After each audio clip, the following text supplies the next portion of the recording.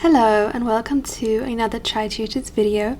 In today's video I'm going to be unpacking the section Transactional Writing with regards to the Matric IEB syllabus, so what your expectations are for a transactional piece and how I would approach writing a transactional piece of writing in an exam situation.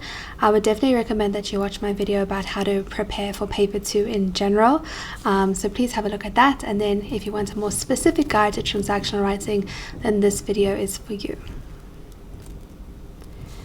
So in your paper 2 for English, question 6, question 7 and question 8 are dedicated to transactional writing. Question 6 is a compulsory question, so you have to answer that question. There's no option. Question 7 and 8 though, you select which one you want to write on, which is quite nice because you get to select the format that suits you better or that you're better at writing. However, they're typically about the same topic or around the same theme or idea. So you get a text and it would be about a theme, and then question 7 maybe is you have to write an editorial, and question 8 would be you have to write a eulogy. So same topic, but you get to select the format that suits you best. It's 20 marks each, which means that it's 40 marks in total, which is 40% of paper 2. So the essays are definitely really important, and you need to start with the essays, but transactional really offers you a great opportunity to up your mark, and it's a whole 40% of the paper, so it is pretty important. And so with each of your transactional pieces, you don't just get, okay, write an editorial on this and this topic. They usually give you a text, which is really wonderful because it allows you to sort of put your mind into that headspace. Often transactional writing questions are based on current affairs or some sort of big issue that we've all sort of encountered and we're all familiar about, but the text offers us a different perspective on that, which leads us into the question. But do keep in mind, this is very different from paper 1. Paper 1, when you receive a text, you have to really analyze the text, and because it's a reading paper, this is a writing paper, and so you don't have to actually use the text in the answer, and if you do, you really shouldn't be using it a lot. You should just be using one or two aspects from it. So the text, just remember, they are there for inspiration purposes and to guide you in the right direction. So I always joke to my students that I don't really care about their opinion in any space in English, any question except for transactional writing. Now obviously I'm exaggerating a little bit. Obviously you do have those questions where they ask, they want to see candidate's own voice and things like that. It's like even your essays in paper 1. However, all of those sections are all about you have to justify from the text that you're given. So in an essay, when they say in the rubric they want to see candidate's own voice, they mean how has the candidate interpreted the literature, how have they interpreted the text. Whereas transactional writing is all about students' personal voice, and it's all about originality. So I actually want to hear from you. I want to hear your personal stories, your personal perspectives. In saying that though, it is still an English paper, and so therefore you need to make sure that you are still justifying and motivating your ideas. So you present your opinions and your thoughts, but it is a formal academic test/examination environment, so you need to make sure that your ideas are insightful and not superficial. Remember that originality is really key in transactional writing, and it's a sort of fun line to balance, because you want to be original in the sense that you want to be authentic and tell a personal story, or not really a story, but have a personal spin to what you're saying. However, you must make sure that it's still relevant to the text. So you need to interpret the topic, you need to be original in terms of what you include. However, you must make sure that it still matches the topic and the task that you have been given. So if you've watched any of my videos, then you know how important I think it is to not just jump into an English question, but to take your time. Obviously, don't take all your time. You don't have a lot of time in paper 2. But to take a couple of seconds or a couple of minutes to ask yourself some questions, and specifically in paper 2, because theoretically you're only answering 4 questions, right? 2 essays, 2 transactionals. But they obviously are a lot of marks, and it's a lot of time that you're dedicating to that. So take a couple minutes before you start writing to actually plan out what you're going to say and what your transactional piece is going to be about. But in order to plan, you actually have to understand what the marker is looking for firstly, and secondly, what the task is actually asking you of. So there's a couple of components which you're going to get into in the next slides, but just as a sort of preface to that, think about a couple of things as you are studying for transactional, and when you get your transactional task, maybe during reading time, ask yourself these questions. What is the intention or purpose of this piece? Who am I writing to? What should my piece be about? Should it be formal? Should it be informal? What's my plan? And usually for an IEB, the 6 formats that you do have to study, you usually have to follow the structure of an introduction, 2 body paragraphs, and a conclusion. So you need to plan what you're going to put into each of those paragraphs. We're going to get into all of these in more detail, but these are sort of preliminary questions that you need to ask yourself before you just jump in and start writing and it becomes sort of disorganized chaos. So number 1, the first thing you need to consider is your content. And so you're going to get marked on your content, and the content needs to be derived from the topic. So the topic is going to tell you what your content is, or what your task is, and you need to make sure that your content matches that.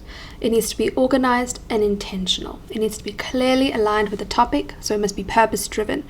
You must prove your argument. It must be insightful and original, and incorporate perspectives on current affairs if relevant. So what this means is if you get a topic or you receive a topic in your transactional, you need to think about, okay, what must I say that's going to add to this topic, or that's going to flesh this out and provide insight.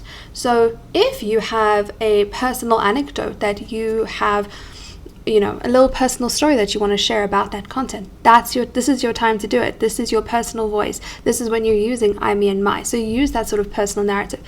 If you feel like it relates to some current affairs topic in a very organic way, then this is where you can use it. Your content, though, needs to be organized and intentional. So what that means is, I think sometimes what I see is people really focus on the essays and then they leave transactional to the end, and then they just sort of do a brain dump and they just write a whole bunch of different ideas. You need to organize what you're going to say. So you need to approach this like a mini essay almost. So you have an argument, meaning you have a task, you have an intention. Once you've figured out your intention, then you can go ahead and you can actually say, all right, so this is going to prove that intention. That's my body paragraph 1. Body paragraph 2, this is how I'm also going to prove that intention. And the conclusion, I say, okay, this is my intention. I hope that I've sort of persuaded you in that way. When we go into the different formats, I'll explain to you more, because every single format has a different sort of intention, and obviously it's going to be linked to different content. The next thing you need to consider, which you don't really have to think about when you're writing an essay, is audience and format, because in an essay, you're writing to your English teacher, you're not allowed to use personal pronouns, you're not allowed to use contractions, you have to be very, very formal. But in a transactional, you are going to get a bunch of different, you have 6 different formats or, styles. And so you need to think to yourself, okay, who am I actually writing to? Because who you're writing to, who your audience is, determines your register and your tone. If you're doing a speech to your peers, then your register needs to be more informal. Yet it must still be proper English. But if you are writing a letter to the editor, your register should be very formal. So you have to figure out your register and your tone for each of the texts, and not even just the text, because you could have a really formal speech or you could have a really informal speech. So it really depends on the content as well, what the task has said. Using the correct formats really leaves your marker with a good impression that you have an organized structure, that you've studied, that you understand what the format is requiring. So So definitely make sure that you study your formats and you put those on the page. I always try and follow the essay structure in transactional writing for IEB, because I feel like it offers the most succinct and sort of clear piece of writing. So using those same essay strategies, but with a twist of you're writing to a different audience now. Perhaps you can be a little bit more informal, you can use some personal anecdotes, things like that. And then the third thing you need to keep in mind is the language. This is not to be underestimated. You need to try at all costs to avoid spelling and grammar mistakes. And I know that that's tough, especially after writing 2 lit essays. And now you get to transact and you have to still be thinking. But really pay attention to that, because if you have lots of spelling and grammar mistakes adding up, it's going to cost you some marks. Use language and register appropriate to the intention and classification of the piece. So this links to what we said earlier about audience and about tone and register. So you're not going to be using any sort of informal colloquialisms if you're writing a letter to the editor. However, if you're writing to your peers, then maybe you should have some sort of, I wouldn't say slang, but you would have some sort of more informal way of addressing them, right? So instead of saying like, if you're welcoming parents, like welcome parents to whatever. But if it's your peers, you could say like, hi everyone. So just understanding what the topic is asking. Do you see what I'm saying about actually sitting there and analyzing your topic in reading time, or even just before you write, taking 3 to 5 minutes, understanding the requirements, planning it out so you actually know what this whole intention is. It's going to help you stay so much more focused and intentional as you write. Integrate advanced vocabulary. Whenever teachers see advanced vocabulary in your work, trust me, we get excited. So make sure that if you have some cool vocabulary that you're thinking of, put it in, if you know how to use it correctly, into your work. It's really going to elevate your work. So let's have a quick look at the rubric, which is on the IEB website. You can go to the marking guidelines for paper 2, and you will see this transactional writing format. So both of your transactional pieces are marked according to this, and as you can see, we have 2 columns. So firstly, you're getting tested on your purpose, audience, and content. So this includes specific purpose of task, response to the requirements of question, manner in which the structure and content responds to purpose and audience, individual voice. And so let's read the first one, the best sort of response that you can give. The purpose of the task is fully met. Specific requirements of the task, varied, flexible, are met. Sophisticated cognizance of audience. Writing suggests that this is a piece of work that is significant, has depth and breadth, impressive detail. Ideas fully developed, or ideas developed fully. Organization of thoughts is impressive and superior, resulting in writing that is compelling and striking. Individual voice, highly original. Supplied text is only used as stimulus. So let me break that down for you. As you can see, they use the word purpose. They want to see that you've actually answered the question of the text. Secondly, it's the fact that you've taken these ideas and you've developed them fully. So you've provided depth and breadth to your argument or to your purpose. So you haven't just attacked it on a superficial level, and you haven't decided to attack every single possible aspect. You've selected, I would say, probably 2 really key factors for 2 body paragraphs, and you've really developed that, thoroughly explained it. You've shown personal voice. It's compelling and striking. It makes me, as the marker, want to read further. It's original, so it's got this personal spin to it. It's not like everyone else's interpretation. And the supplied text is only used as inspiration. You haven't just taken the text and copied it. You will get significantly penalized for that. And then that's 10 marks, right? So you have 10 marks available for purpose, audience, and content. Then on the other side, we have 10 marks allocated for language and register. So you see, if you forget about your language and you just write in a hurry about content, firstly, you're not going to do very well in the content because it's not going to be structured and organized. But secondly, you're going to be putting 10 marks up for grabs for language that, you're not going to be getting those marks for. The ability to use the mechanics of language, the ability to manipulate language conventions to suit the purpose of the question, the use of appropriate register to match purpose and audience.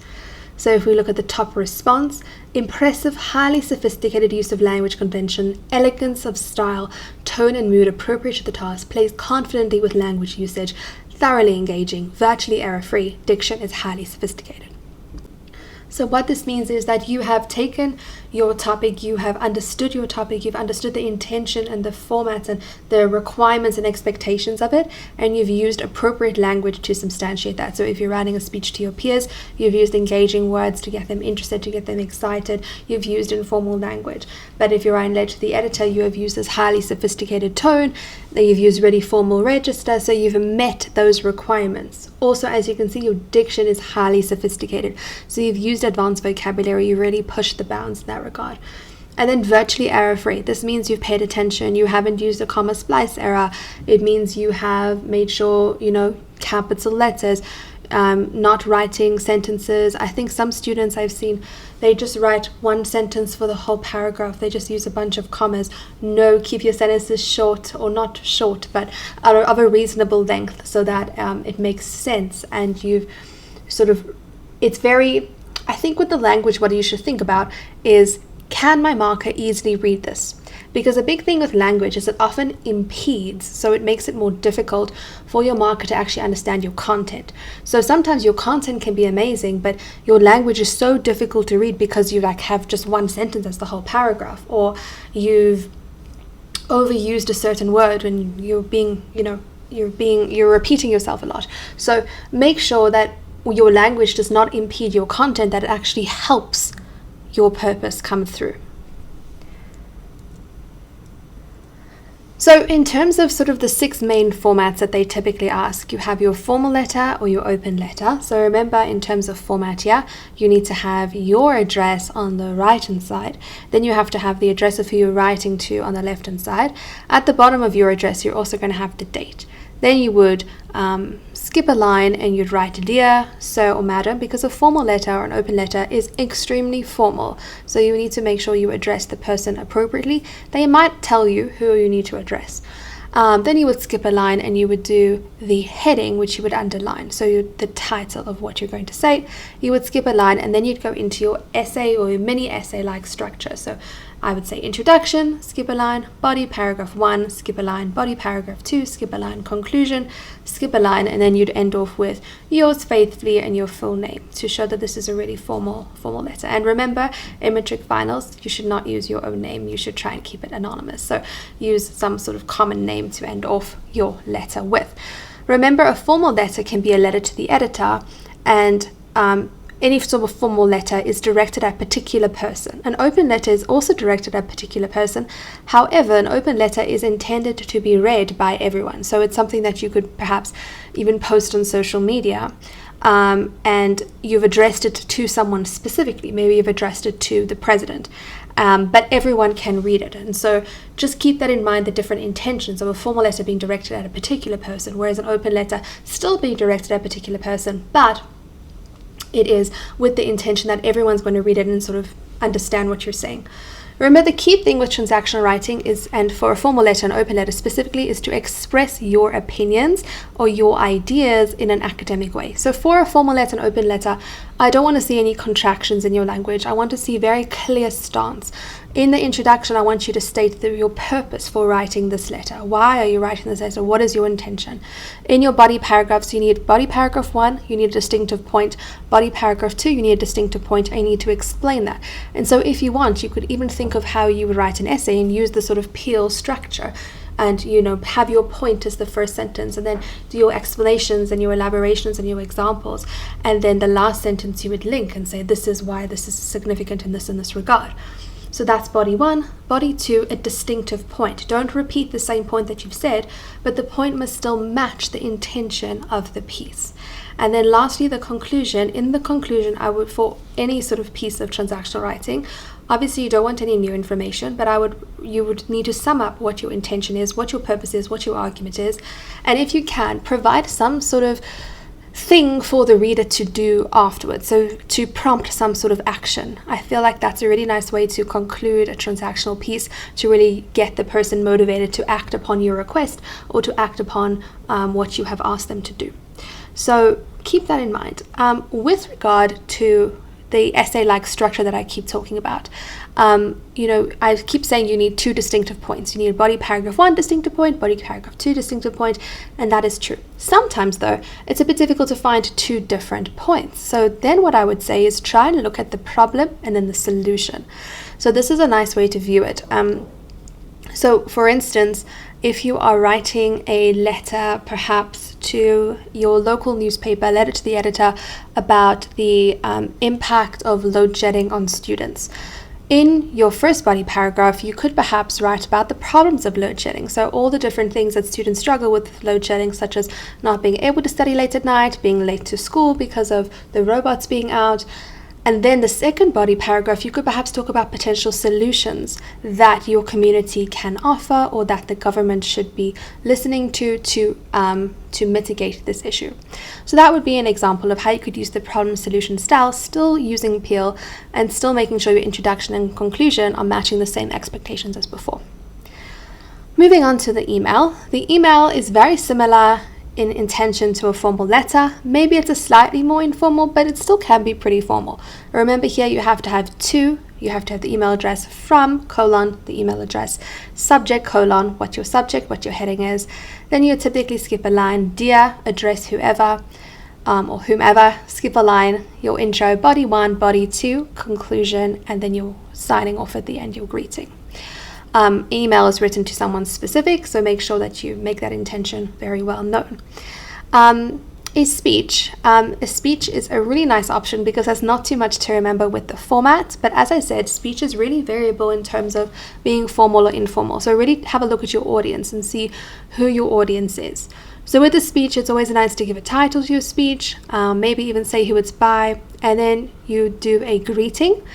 In your introduction for a speech, if you can figure out some way to be creative or to catch people's attention, that would be amazing. If you can't, that's okay. Just get straight into the introduction, make it very clear, but you need to try in a speech to make it as engaging as possible. So if you know a cool quote off by heart, or if you want to use some other technique to get people's attention, use that, but don't focus too much on that. Focus more on the writing. I think that's something to remember with transactional writing in general, because this is more writing that we do, that we would sort of do on a daily basis, right? We'd write emails, we'd write speeches like normally, whereas we wouldn't really write essays. We sometimes want to make it more informal, or maybe more like everyday life. But keep in mind, this is still an English test, or it's still an English exam, so it still needs to meet those basic requirements, but it has a little spin of sort of the everyday or realism attached to it.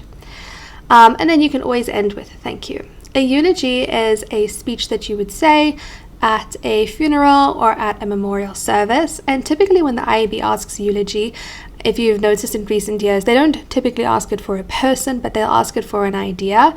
And so it can be a little bit, it's more like, flexible in that regard. So you can really be creative when they give you a eulogy topic that's based on, maybe they're eulogizing an idea or a old piece of technology or something like that. So you can be a little bit more flexible with that and original. So keep in mind that originality is really going to set your transactional pieces apart.